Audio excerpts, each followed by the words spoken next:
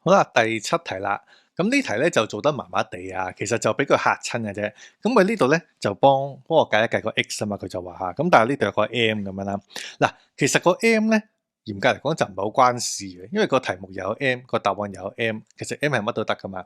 咁所以呢題如果比較容易啲處理咧，其實我就會作一個 m 咧，個題目就會簡單好多嘅。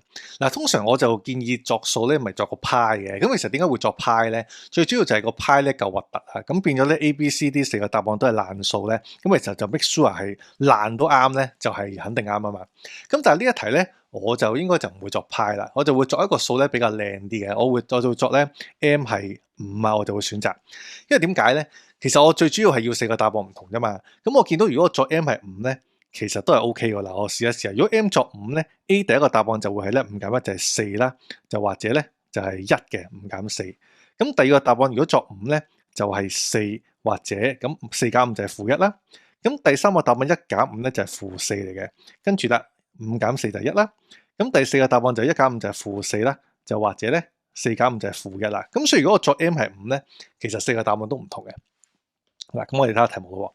嗱 ，M 係5啊，而家，咁所以我哋就會將個題目就改寫啦，x square 減 3x 就會等於啦。好啦，5減1即係4啦，4嘅 square 就再減3，5減1即係4啦。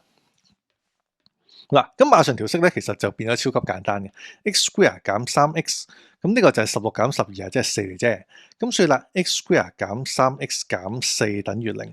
咁我哋其實撳 formula 01咧，就處理到嘅咯。formula 01一撳一撳咧，應該就會撳到係4同埋4同埋1啊。好，4同埋負1。咁4同負1望一望答案，咦，咪就係 boy 咯。咁所以其實呢題只要作個 M 係5咧，其實成題就會變咗好簡單嘅啦。